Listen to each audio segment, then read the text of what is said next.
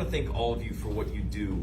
It is vitally important. As I mentioned, I was a township trustee, and so we worked with not only the food bank, but we also worked with Meals on Wheels, and making sure that people had access to food and nutrition is so vitally important. Then the quality of life and the human component that you bring to it. That is something that can never be erased, that those individuals, clients, not customers, clients, are really waiting for you to come by. And then the other side of that are the families, right? Because if they don't answer the doors, then you guys have that emergency contact where you're calling the family. So the role that you play in the community is immeasurable. So I'm here to pay tribute to you and to honor you. As Julia mentioned, it is absolutely the volunteers that make the VNA, Hospice, Pines, and Meals on Wheels a successful program.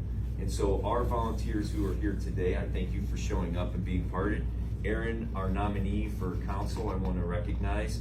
And I also want to I want to tell the story about commitment, right? And so I'm on education and workforce, and I'm on veteran affairs, and I'm also co-chair of the Steel Caucus. On education and workforce, you try and find every single day to remove obstacles to allow work to be something for individuals who need childcare, who need transportation. To my right is Lauren, who's the sous chef. She comes here every morning at 4:30 a.m., 4:30 a.m. And I tried waking up at 4 in the morning today because my wife's coming home and I had a honey-do list that I ignored. And it's not easy, but she has 2 small children, and she's here at 4:30 in the morning, and she's preparing meals to make sure that they get out to the community. It's that type of commitment and that type of community and that quality of life that actually makes a difference here in Valparaiso and in Northwest Indiana. So I'm humbled by it, and as a member of Congress now, what my job is to go back and make sure that there's funding for programs specifically that you are taking your time and volunteering for, and making sure that there is a priority for that.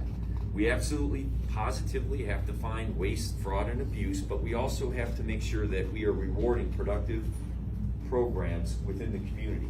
And so as a member of Congress, during the pandemic, we passed pieces of legislation that expanded the funding for food insecurity, simply as Bob put it, because the numbers were growing.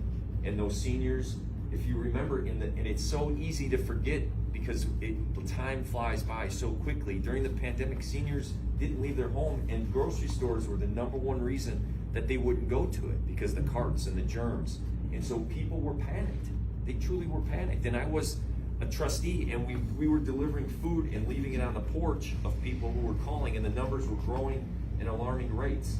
So the fulfillment of those types of quality of life programs, and making sure that the people who need it are getting the funding and the programs necessary, are a big part of my job.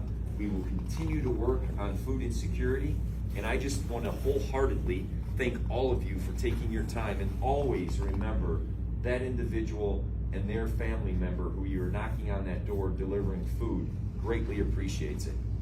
And it makes it, Valparaiso and Northwest Indiana, a lovely place to live because you've taken time out to do that. So I thank you all very much for this opportunity, and I look forward to knocking on some doors and meeting some people.